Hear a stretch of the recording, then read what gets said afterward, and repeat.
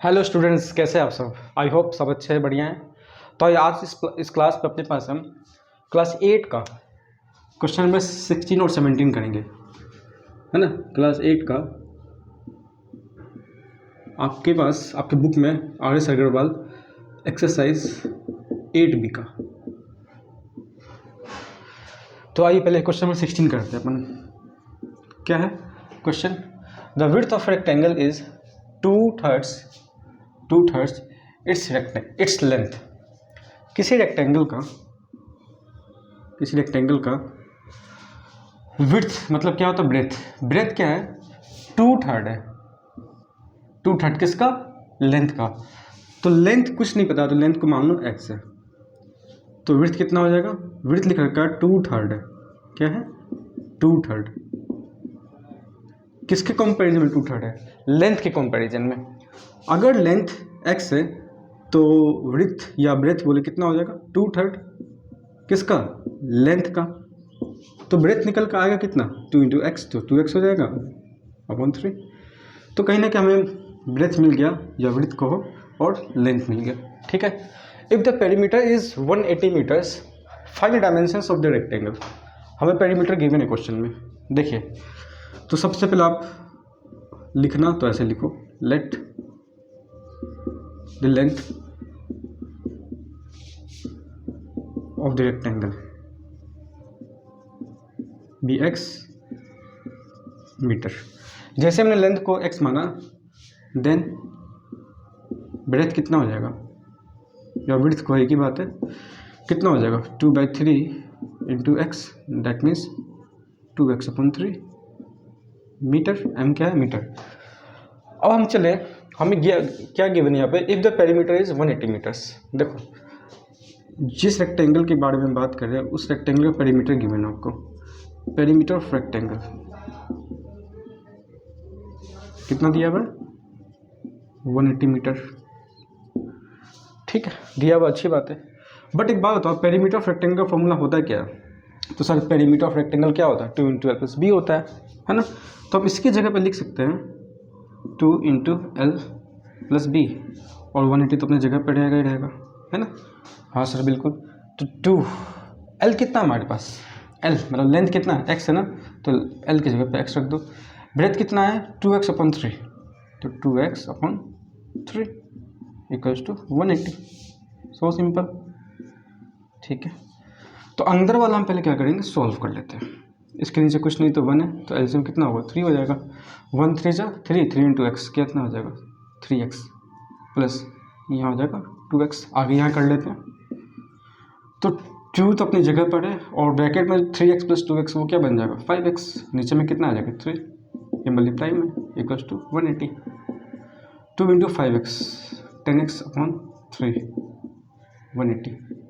Cross multiply कराते हैं तो 10x × 1, तो 10x 180 × 3 रहने दिया मैंने। क्रॉस मल्टीप्लाई कराया है बट मल्टीप्लाई नहीं किया, इसको मल्टीप्लिकेशन में छोड़ दिया मैंने, ठीक है। तो 180 × 3 अपॉन 10 हो जाएगा। 0 0 कट गया तो क्या हो गया? x कितना आ गया? 18 3 जा 54, तो 54 मीटर। आपसे क्या मांगा है? Find the dimensions of the rectangle. Dimensions मतलब आपको लेंथ बताना हो, ब्रेथ बताना है। तो x लेंथ था, यानी कि x निकला, x 54 यानी कि लेंथ हो गया। तो लेंथ हम बोल सकते हैं यहाँ पे 54 मीटर। ब्रेथ कितना हो जाएगा? ब्रेथ था कितना? 2x, देखो 2x अपॉन 3 है ना, ठीक है। तो 2 × x कितना था? 54, नीचे में 3, 18 टाइम्स में कट जाएगा ये, तो कितना है? 18 2 जा 36 मीटर। तो बच्चे देखेंगे ध्यान से, डायमेंशंस हमने फाइंड कर लिया है। लेंथ निकल गया और ब्रेथ निकल गया। लेंथ 54 हो गया, ब्रेथ आपका 36 हो गया, ठीक है। तो इसे आप नोट डाउन करो, समझो। हम चलते हैं नेक्स्ट क्वेश्चन पे। चलो नेक्स्ट क्वेश्चन को पढ़ो और कोशिश करो बनाने की, फिर मेरे साथ साथ देखेंगे सब। Okay sir. तो क्या है question number 17? An altitude of a triangle is 5/3 the length of its corresponding base. If the altitude be increased by 4 centimeter and the base decreased by 2 centimeter, the area of the rectangle remains the same. Find the base and the altitude of the triangle. देखिए किसी भी triangle का altitude और base क्या है. अगर मैं triangle draw करूँ कुछ इस तरीके से, है ना, तो मैंने बोला इस ट्राइंगल का नाम मैंने रखा ABC. मैंने बोला यहाँ पे 90 डिग्री का एंगल मैंने बना रखा है. अगर मैंने ऐसा बोला है तो हम बोल सकते हैं BC पर AB परपेंडिकुलर है. और जब भी ये जो ये होता है हाइपोटेन्यूज, ये होता है बेस और ये होता है हाइट. अगर किसी भी ट्राइंगल का हाइट परपेंडिकुलर है तो उसे हम क्या बोलते हैं, एल्टीट्यूड बोल सकते हैं. क्या बोल सकते हैं, एल्टीट्यूड. तो अब एक बात समझ में आ रहा है, फिर से पढ़ेंगे. An altitude of A triangle is 5/3 the length of its corresponding base. बोल रहा है एल्टीट्यूड जब वो 5/3 है बेस का, तो बेस तो हमें पता नहीं है, तो बेस को मान लेते हैं यहाँ पर x. जैसे मैंने बेस को x माना तो एल्टीट्यूड क्या हो जाएगा 5/3 यानी कि 5/3 इंटू एक्स. क्योंकि बोल रहा है कि एल्टीट्यूड जो है 5/3 है किसका, बेस का. तो मैंने बेस से इसको मल्टीप्लाई किया और 5/3 कर दिया. तो 5 इंटू एक्स कितना हो गया 5x/3. यानी कि एल्टीट्यूड कितना आ गया 5x/3 और बेस कितना आ गया जो मैंने मान रखा है x.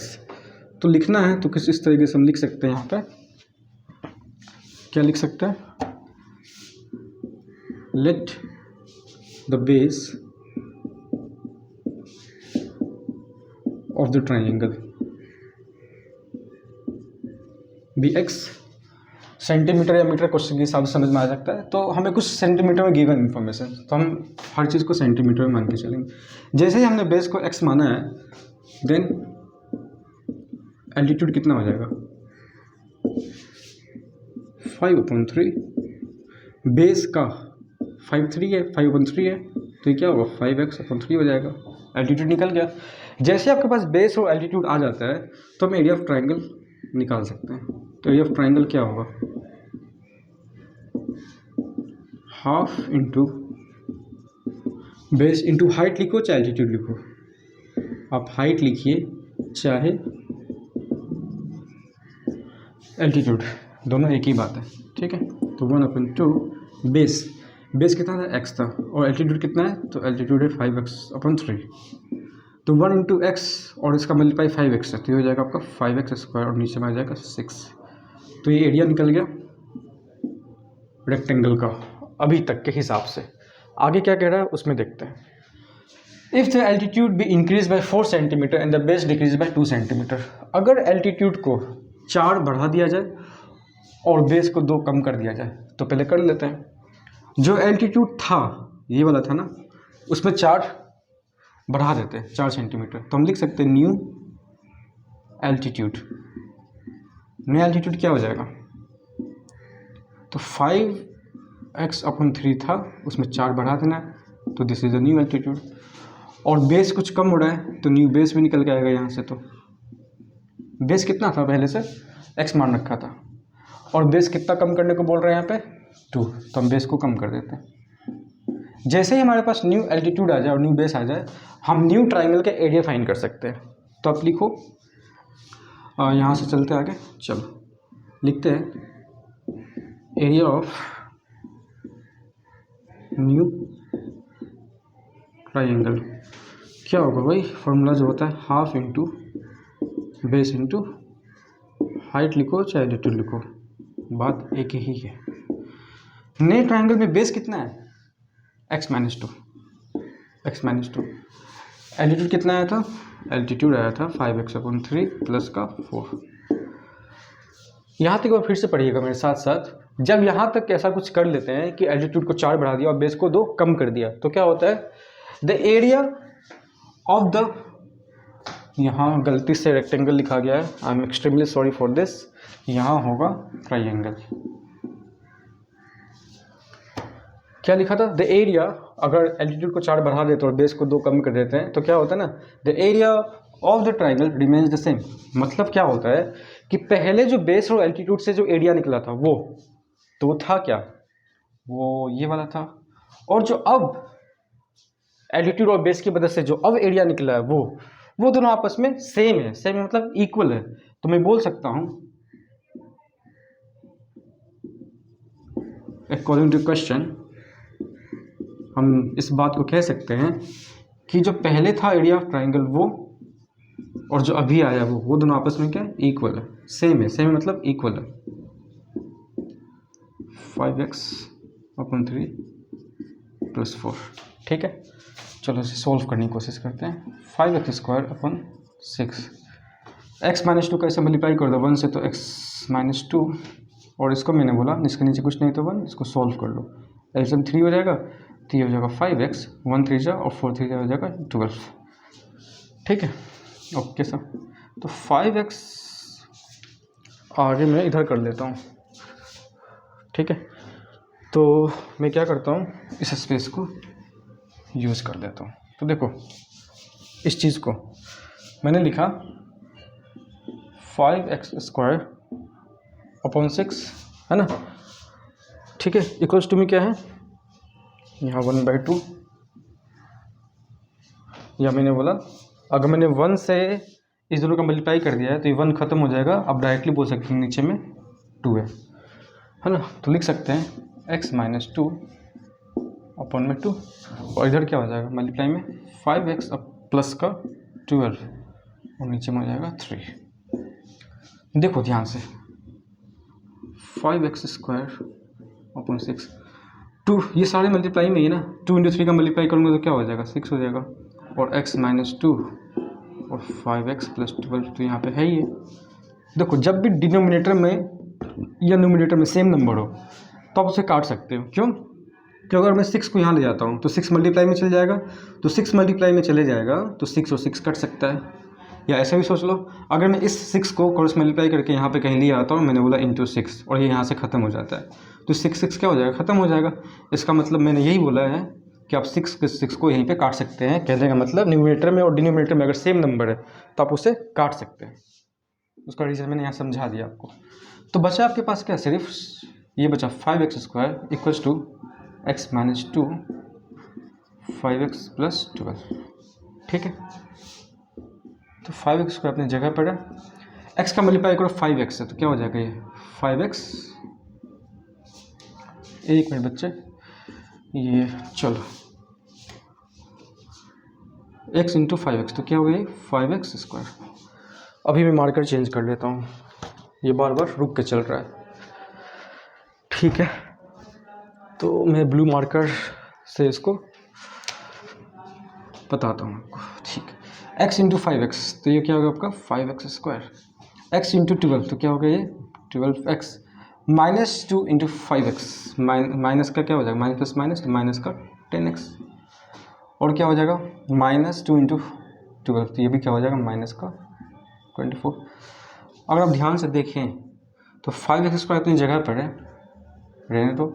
इस 5x² को ले जाओ LHS साइड, तो मैंने ले गया, मैंने इस चीज़ को मैंने कर दिया, ठीक है। 12x - 10x बचेगा क्या 2x, और 2x को मैं LHS साइड ले जाऊँ तो अल्टीमेटली क्या हो जाएगा वो माइनस का 2x = -24 बचेगा, है ना।